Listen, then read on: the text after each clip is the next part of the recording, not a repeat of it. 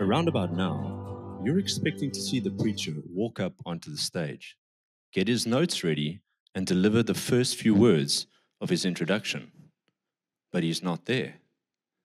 Because you're so familiar with that process, you didn't think to look behind you, into the gallery, to find him there. And you certainly didn't think to look in the baptismal pool to find him there. Because you're so familiar with things, they tend to go almost completely unnoticed when something's different. Roughly 106 hours, 52 minutes, and 47 seconds ago, everything changed. The day changed, the month changed, the year changed. We took those old 2025 calendars with pictures of the Big Five on and we threw them away. And we put up brand new calendars, 2026 calendars, with pictures of the Big Five on.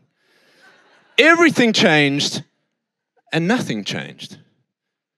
Because the calendar doesn't change your character. And January can't fix what July broke. It's likely that you still woke up with the same fears, the same concerns, the same anxieties, the same bitterness, the same burdens, the same crippling depression. You still woke up with the same health condition, stuck in the same job and the same marriage. You're still in the same wilderness. You've still got the same temptations and the same sins. And man, I'm right there with you. January the 1st, I woke up and I was still a little bit tired. I was still a little bit stressed. I was still a little bit burdened. I still had the same thoughts looping over in my mind. Everything changed, but nothing changed. But to be fair, nothing changes if nothing changes, right? That's not deep. That's not profound. That's just a fact. Nothing changes if nothing changes.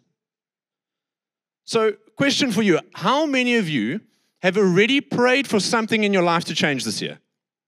Let's see those hands. Awesome. I'm praying with you. I'm trusting that's going to happen. Follow-up question. How many of you already done something in your life to position yourself for the change you're praying for? Some of you still, but not as many. You see, in the Gospel of Matthew, Mark, and Luke, Jesus says you can't put new wine in old wineskins. What is Jesus saying? He's saying you can't expect me to do something new in an old you. You know, we're praying for new wine this year, and believe me, I'm praying too. I'm part of that. I'm saying, Lord, come and change something in my heart this year.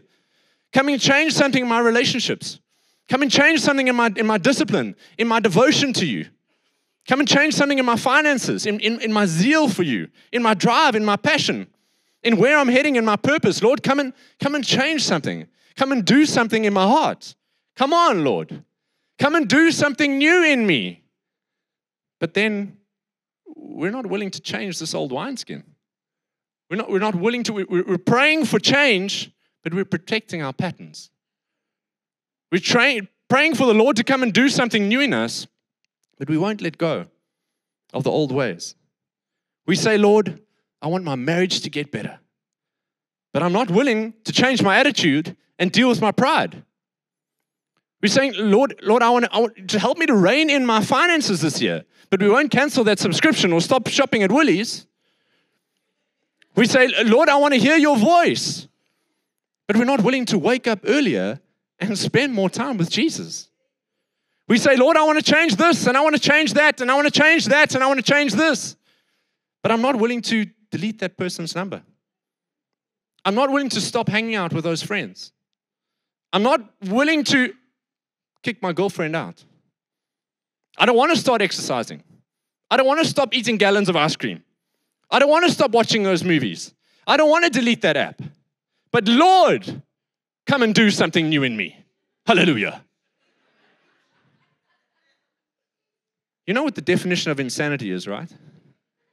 Repeating the same thing over and over and over and expecting a different result. I say we've got a lot of people walking around who should be in the nut house.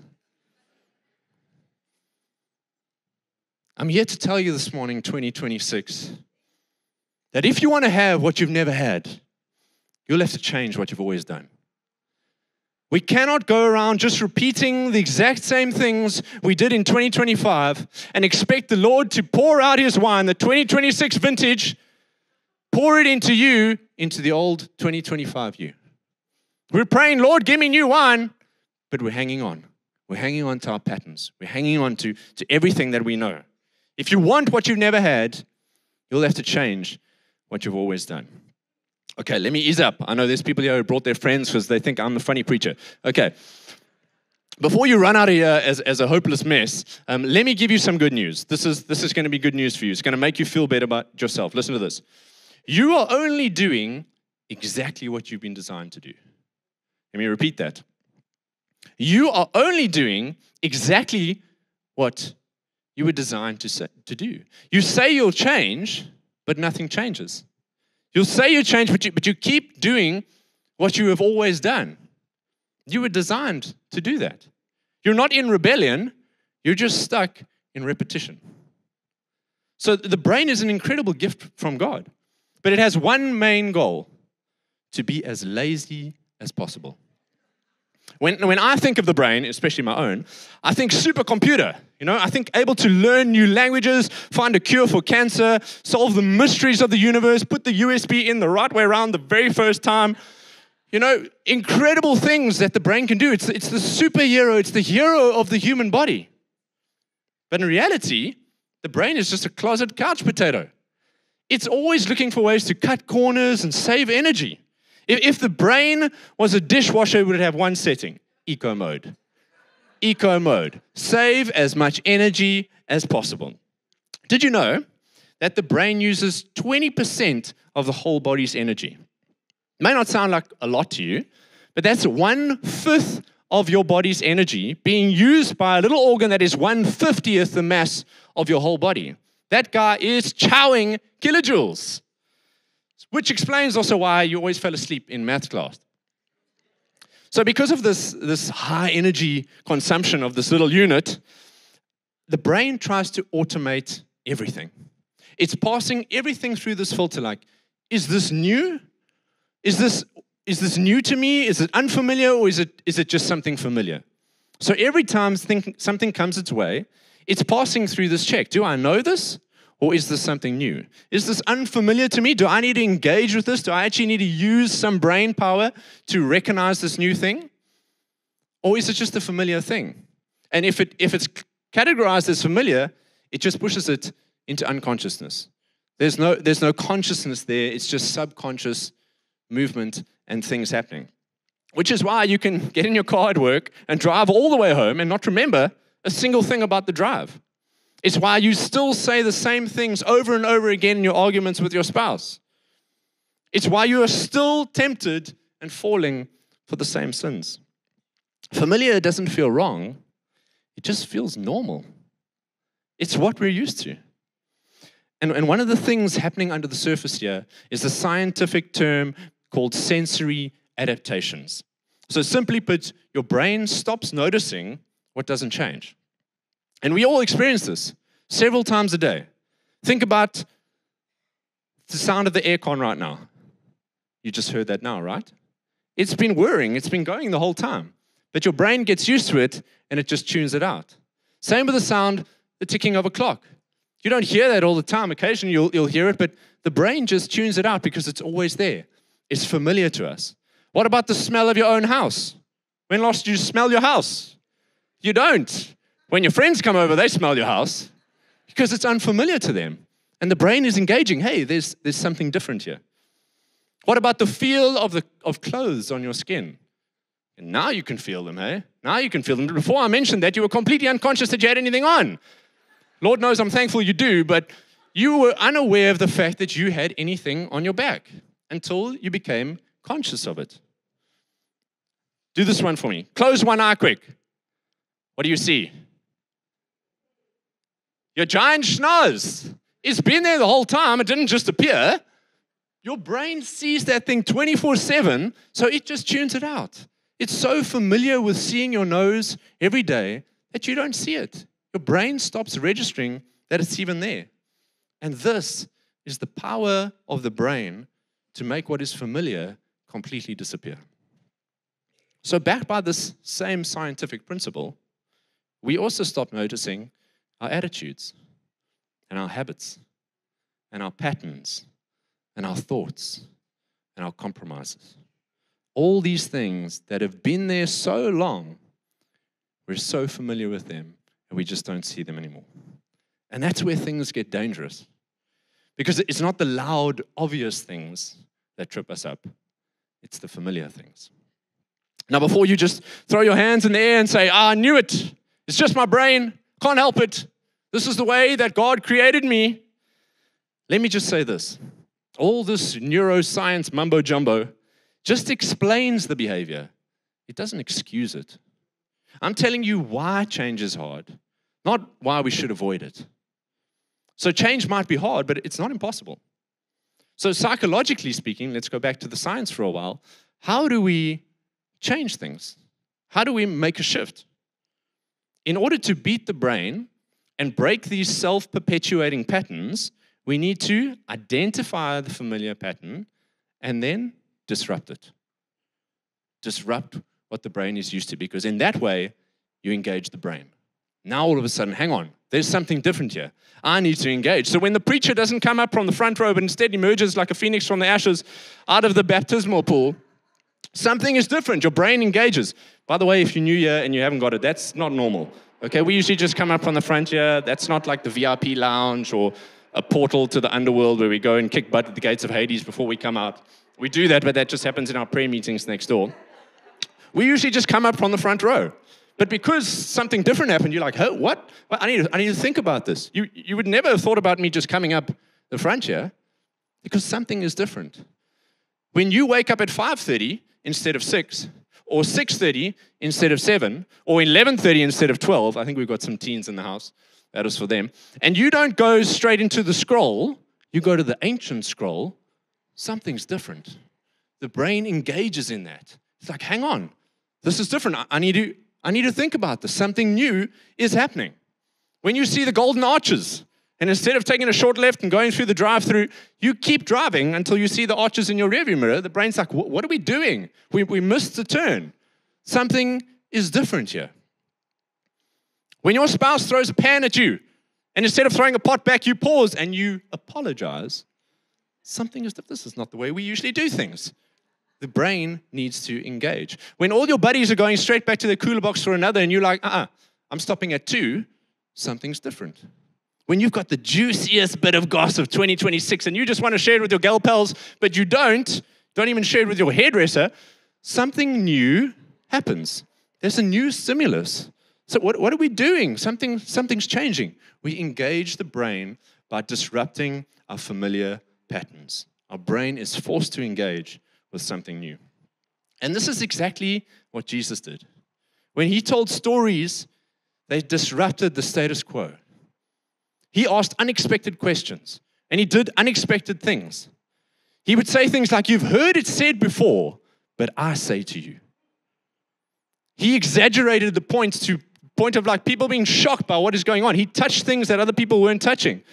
He told stories about people who the heroes in his stories were people who are nobodies in our eyes.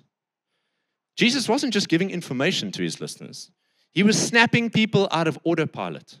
He was getting them to question their familiarity with their own thoughts and their own behaviors that they'd completely stopped noticing. Essentially, what Jesus was trying to do was he was trying to get his listeners to hit the reset button. Listen to this. This is so good. A reset button is included on devices to allow users to quickly restore the system to its original state, essentially rebooting it in the case of malfunctions, freezes, or errors, effectively giving the user a way to clear any temporary glitches or incorrect settings so the system can operate as intended again. So when Jesus was using these techniques that were disrupting everything that was outside of the familiarity, the familiar thoughts and routines of his listeners, he was trying to get them to do what I'm trying to get you to do this morning, to take an honest look at ourselves, To look back if necessary. To look back at, I promise you won't turn into a pillar of salt for looking back with this one. If you look back at 2025 and you start to analyze, you start to assess your own thoughts and your own patterns and the things that have become so familiar to you, that's what I want you to do. That's what I'm trusting the Holy Spirit to do this morning. Which of those thought patterns caused a glitch in your heart? Where did an incorrect setting get you into trouble? How did a particular connection cause your progress to freeze? And I'm really trusting the Holy Spirit to come in here and to say to you, close one eye. There's something I want you to see. And it's been right in front of you the whole time. It is so familiar that you just don't even see it anymore. Because if we don't reset, we'll just repeat. We'll do the same things over and over again, no matter what date it is. Whether it's January or December, we will just continue repeating those same patterns over and over. And I want to tell you why I think this message is important for us today, not just psychologically, but spiritually. If you've been onto the Bible app recently or checked the social media status or WhatsApp status or social media post, there is almost no way that you would not have run into this verse. Isaiah 43 verse 19 says, "See, I am doing a new thing. Now it springs up. Do you not perceive it? I am making a way in the wilderness and streams in the wasteland." God's promise is that He is doing a new thing. And this promise was for the Israelites. It was true for them, and it's true for you. It was true in December, and it's true in January. It's true whether you're 18 or whether you're 80. God's promise is that He is doing a new thing. What's He doing? He's offering you an upgrade. He's offering you an update. Now, I'm pretty sure this is going to split the room. I know there are some of you out there who, when you see an update on your computer or your phone, you just ignore it. You're like, I don't want that thing. I know a particular lady in our office, love her. She just swipes, she just ignores notifications, whatever. Like, Chrome, update, no thanks, cancel. Like, Microsoft needs to update, click, no. Do you want to update your Android? No, skip, reschedule for another day. I just don't want it. I'm so familiar with what I've got in front of me. I'm not interested in an upgrade. I'm the absolute opposite. I catch wind of an upgrade, and I'm just like on the settings page on update. I'm just refreshing, until that update comes through, so I can get something new. I'm always looking for an upgrade and an update. And what's the one thing that always needs to happen after you do an upgrade or an update? You've got to reboot. You've got to reset. You've got to clear your old settings so that that new thing can come. Verse 18 says, "Forget the former things. Do not dwell on the past. Reset what you think you know. Reset how you usually behave. Reset how you spend your time. You need to forget your previous settings so that He can do something new, so that He can upgrade you this year. See, I am doing a new thing," God says. The upgrade is happening. The qualifying question is, do you perceive it? Do you see it? Can you see it happening, or are you too stuck with the familiar to care? Are you too stuck in familiar patterns to see it? If you can't see it, maybe it's because you haven't reset yet. Come on, say it with me. I'm resetting today. Yes, come on. Okay. Before I tell you how we're going to do that, though, I need to make sure that everyone's on the same page here.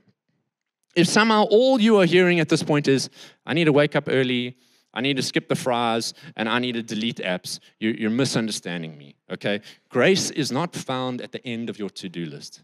It's not a reward for ticking the boxes and getting things right, okay? It's not our, God it changes our hearts. It's not our efforts. It's Him who does the work. It's grace that does the work. We're simply partnering with Him in this process. So the reset doesn't change you. What does it do? It repositions you. It just puts you in a place where grace can work, where you can receive it. It's the grace that does the changing. We can't expect to just keep repeating the same patterns and then expect a different outcome. That's insanity, remember? It's nuts to just keep doing the same things and expecting, Okay, God, come do something new. I'm hanging on to my wineskin. You just come fill it with something new. He loves you too much to do that because you're going to burst. He needs to do something new in you. We've got to disrupt the familiar patterns. We're not doing this to get God to move. We're doing this to notice that He already is. He is already moving in your life. See, I am doing a new thing. That's a now word. That's happening. It's happening. Can you see it? Are you positioned to receive it? Okay, so this is how we're going to do it. 3 things. You're going to reset your operating system. That's what's in between your ears. You're going to reset your settings. That's your daily rhythms. And you're going to reset your connections. Those are the relationships in your life. So number 1, reset your operating system. So we took out 7 weeks, end of last year, to really, really focus on this topic. If you were here, I'm sure you were blessed by it. Our mind renewal series called Mind Shift. If you are struggling with negative thoughts in any way, if you were here, you need to go back to that. Just go onto YouTube, onto our channel, and look for the Mind Shift series. Spend so much time on that. Beautiful revelations that come out of that. But simply put, essentially your thought life is the operating system of your whole being. Okay, it's the Windows, it's the Android, it's the Linux, it's the Ubuntu, it's the iOS of your whole soul. Everything runs on what's going on upstairs here. Your habits run on your thoughts. Your decisions run on your beliefs. And your reactions run on your inner narratives. So when your operating system starts to malfunction, you get stuck in repeated patterns and everything is affected. Everything downstream of the operating system is affected. And neuroscience is just catching up to something that Paul knew almost 2,000 years ago. In Romans 12, he said, "Do not conform to the pattern of this world, but be transformed by the renewing of your mind." Paul's not saying just try harder. Try harder to change. He knows that doesn't work. He's saying that your transformation is going to come from renewing your mind. It's going to come from resetting. Hitting the reset button, clearing the cache of all your familiar thoughts and patterns that you've been accruing and storing up over all the years. We need to start thinking differently about ourselves and about our situations. I want you to think about the Israelites for a moment. God delivers them out of Egypt with signs and wonders. He parts the Red Sea, defeats his enemies, all their enemies. Physically, they're free. But mentally, they're still slaves. They still want to go back. Time and time again, we see them say, at least in Egypt we had food. At least in Egypt we had stability. At least in Egypt we knew what to expect. They were out of slavery, but slavery wasn't out of them. And if we're honest, some of us are in the same place. We're saved. We're loved. We're forgiven. But we still think like we're trapped and disqualified and overlooked. A new season doesn't automatically produce a new mindset. A new year doesn't automatically produce a new you. That's why Paul said, do not conform to the pattern of this world. That word pattern means mold. So what he's saying, in other words, is stop letting familiar thinking shape you without your permission. Hit that reset button. Make the change. Reset your whole operating system. Do you think you have total control over every thought that comes into your mind? The answer is no, you don't. You do not have control over every thought that comes into your mind. What you do have control over is every thought that stays. Every thought that you allow to actually occupy space in your head. But we know what we've got to do. We've got to take every thought captive and make it obedient to Christ. We've got to arrest it and to interrogate it and ask it, are you true? Are you biblical? Are you leading me toward faith or fear?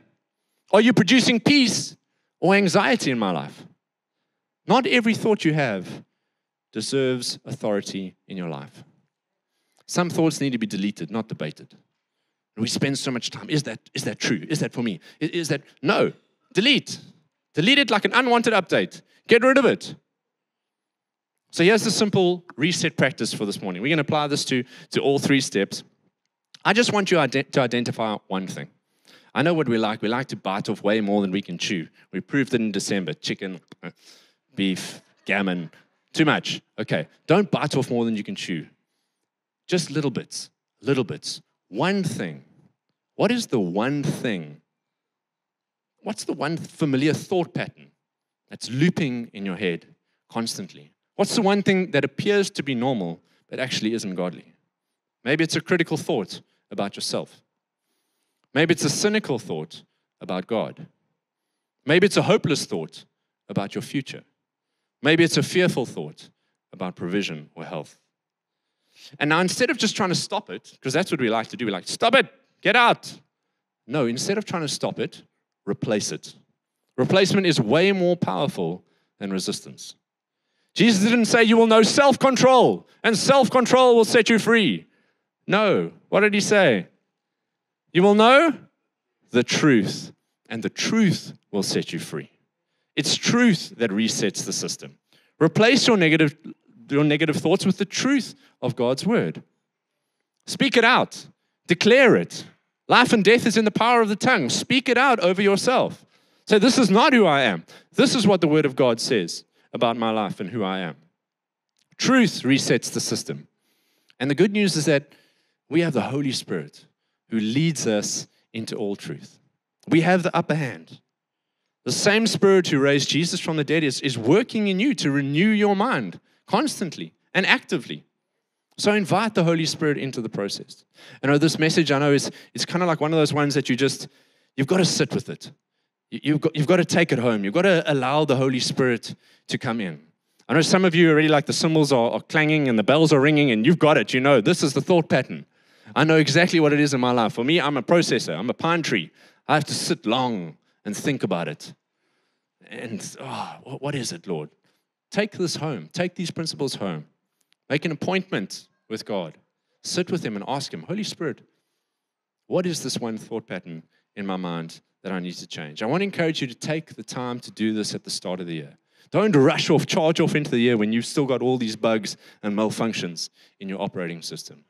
Let's hit the reset button on our minds. Okay, so we're not done with our device reset. Even with a reset operating system, a device can still default to unhealthy patterns because our settings are slightly off. So we've got number 2, reset your settings. You ever picked up your phone and thought, why is this thing dying so quickly? I'm barely using it, and it's just running out. I mean, what? You blame the phone, you blame the charger, you want to chuck the whole thing against the wall. You're like, what is going on? And then you go into your settings, and you see that your brightness is on 100%. You've got all your apps still running in the background, and your location services are pinging all the time. Nothing is wrong with the phone. You just have it inconfigured. You have the wrong settings going, and it drains you. And in the same way, some of us are constantly exhausted. It's not because we're broken. We just have the wrong settings. Our settings are draining us. We've built no margin into our lives. We've got no stillness. We've got no rest. We've got no boundaries. We're always available, always on, always switched on, always responding. No wonder we're flat by February. What about this one? You're receiving no messages. You can't understand it. It's been the whole day and you've got nothing. You've sent out 10 messages. What's happening? Is there something wrong with the service? Is there something wrong with my phone? Must I throw it against the room again? Across the room against the wall? What's happening? What's wrong with my friends? Why is nobody reaching out? And then you check your settings and you realize you're on do not disturb mode. You've got a setting configured that's stopping that signal from coming. The connection is there. The messages were sent, but you couldn't perceive them because your setting was blocking the signal. Some of us are praying, God, why can't I hear you? I can't hear your voice, Lord. And He's saying, I'm speaking, but you're on do not disturb mode. Nothing is coming through to you. And that's me. I'm praying. I'm like, Lord, I want to hear you more clearly this year. I want to hear you. I'm not hearing your voice. I need direction. I want to know from you, but I can't hear you. And He's saying, switch off, do not disturb mode. You're so busy. You're so distracted. You have so many things filling your schedule. No wonder you can't hear me. There's no space, no stillness, no silence. Your do not disturb mode is engaged. What settings do you need to check in your life? Which of the familiar daily rhythms are needing a reset. Because some of our current rhythms are so familiar to us, we don't even see that they're standing in the way of us and God. And I'm not even talking about sinful things. I'm just talking about things. We just got so many things. We've got so many things going on. We've got these overbooked schedules. We've got screen time habits that are drawing us away from so much. It could be your sleep patterns. It could be your silence or lack thereof. It could be your social life. There's no room for God in our lives. And none of these things are evil. They're just excessive. And they've quietly become default settings. So we've got to hit that reset button. We've got to restore factory settings. I want to show you the power of a daily rhythm that allows space for God. Let's look at Daniel 6:10. It says, "Now when Daniel learned that the decree had been published," that was when people weren't allowed to pray to any other god but the king, "he went home to his upstairs room where the windows opened towards Jerusalem. 3 times a day he got down to his knees and prayed, giving thanks to his God," don't miss that last line, "just as he had done before." Daniel had a daily rhythm set. And that set him up for success in the Babylonian exile. He didn't just survive in Babylon, he thrived there. And that's because of the grace of God, but also, I believe, because of the daily rhythms that he already had in place. Babylon tried to change him, tried to take his identity and change his diet and do all these things to him, but he had things in place already to combat that. He didn't wait for the problem to come, for the opposition to come. He already had his daily rhythm set. And Jesus modeled this too. In Mark 1, verse 35, it says, "Very early in the morning, while it was still dark, Jesus got up, left the house, and went off to a solitary place where he prayed." We know this stuff. We read these verses. Let that sink in. Jesus, the Son of God, made time for solitude, made time for prayer, made time to realign his life with the Father. If Jesus had daily rhythms, how much more do we need them? Again, I just want to make sure that I'm being crystal clear. I understand that this message is walking a fine line between grace and works. So don't miss this. This is not about earning God's love. This is not about checking spiritual tick boxes. This is not about adding religious pressure to you. These rhythms are not going to make God love you more. They're going to make you realize how much he already does. You're repositioning yourself into what he's already doing in your life. The reset doesn't change you. It just repositions you just into a new space to receive what he wants to give you. So again, let's get very practical here. Keep it simple. We don't need to change everything, just one thing. I'm asking you to identify just one of your settings that needs adjusting. Maybe it is your sleep schedule. Maybe you're not sleeping enough, or you're sleeping way too much. Maybe you're up really late at night and you get up really late in the morning. Maybe that needs a reset. Maybe it's your time in the scripture. If you're doing that, where's the time for God? If you're up late at night and you're up late in the morning, no wonder your spiritual life is struggling and your time in the scripture is limited. Maybe it's your Sabbath. Who remembers that terrible sermon that I preached in 2024 about slowing your life down? Some of you hated that thing. Tell you what, that sermon left such a mark on my life and my wife and our family. And we took away this thing about the Sabbath. And it was incredible. Best 5 weeks of our life. That was a funny joke. I'm trying to say that it only lasted 5 weeks. Maybe 6. But we loved this time where we just got to put our phones away and just focus on one another and on family time and just enjoying what God has created us for. And I'm so like, that's the thing. That's the thing for me. I want to hit reset there. I want to bring that back. I want to bring some rest and some silence and some solitude back into our lives. It's so important to be quiet and to be still and to allow God to move. Maybe he's talking to you about disrupting your eating habits and joining the church for a 21-day fast. Come on, talk about a reset. Talk about a disruption. Stop eating food. Stop going on Facebook. Stop going on Instagram. My life, what will happen to it? Talk about a disruption. Come on.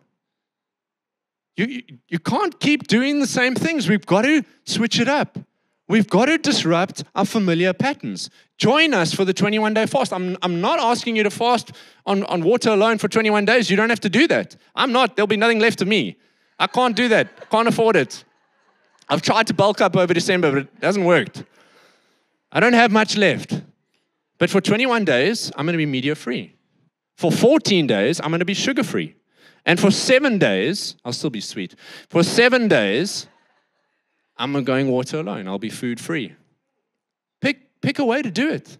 Just find something that works for you, but change something. Disrupt something in your life. If you want what you've never had, you will have to change what you've always done. We've got to switch things up. What is the Holy Spirit highlighting to you right now? What setting needs resetting, readjustment, realignment? Just one thing. Just one thing. Okay, so we've reset our operating system. We've got the right settings in place. Surely the glory can come. Not yet. Sorry. A device can still be limited by what or who it's connected to. So we need to reset our connections.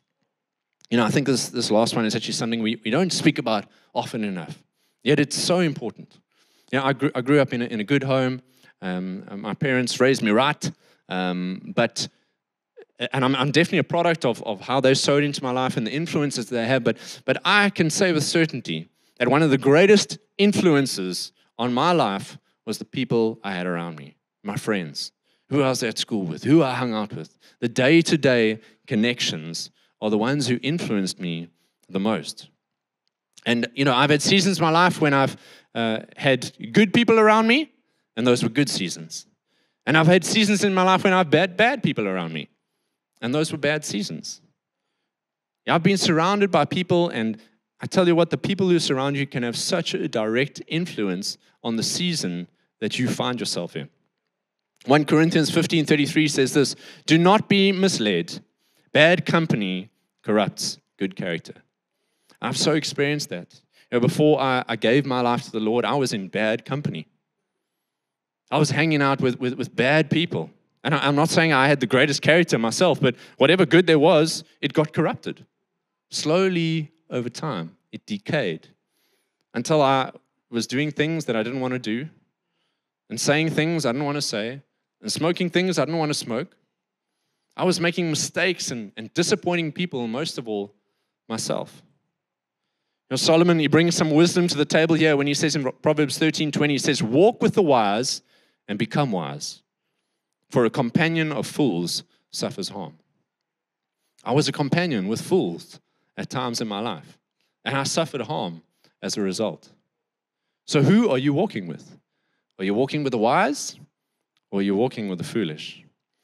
I remember early on in our relationship, my wife and I had a conversation about our friends and about the people in our immediate circles, and she was just saying, who are those people? What are they doing? What are they adding to our lives? What are we adding to their lives? Because the truth is that you just cannot invest in thousands of people. It's going to be a handful at most of people who are going to be close to you and who are going to influence your life. So those decisions are really important. And I remember that moment just being it was a reset moment for me. I was like, whoa, I should be thinking about that, eh? Because I think we just inherit friendships, familiar, from school, this guy, that guy. But are these people adding to your life in this particular season that you're in? And at this point, I was surrounded mostly with Christian friends, good people. But still, I had to scrutinize those connections. So ask yourself, who's adding value to my life? Who's keeping me accountable for how I go about my daily life? Who's encouraging me in my calling and my purpose? Who's calling me out on my nonsense? Who's pushing me towards God? Because you can have some relationships that don't necessarily pull you away from God, but they're also not pushing you towards God. These are the kind of people you need to keep close to you. I think it's time for us to reset some of our connections. And resetting connections, what I'm not saying is we don't need to cut people out.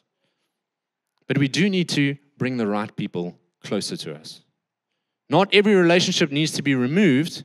It just needs to be repositioned. There's some people in your life who you need to bring into your inner circle. There's some people in your life who you need to take to your outer circle. And there's some people in your life you just need to give a little bit more space than what they currently have. So again, we're going to ask, Holy Spirit, who's the one person that I should bring in? Who's the one person that I should give a bit of distance to? Who sharpens your faith? Who challenges you towards godliness? Bring that person closer. Who normalizes compromise?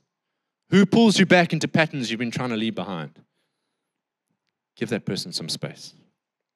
Remember, if you want what you've never had, you're going to have to change what you've always done.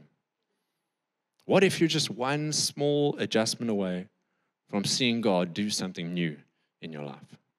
What if His new wine is waiting to be poured out and it's just one reset away? What if one disruption breaks a pattern of familiarity in your life that unlocks not just your best year yet, but the best years of your life? I believe it's possible because with God, all things are possible.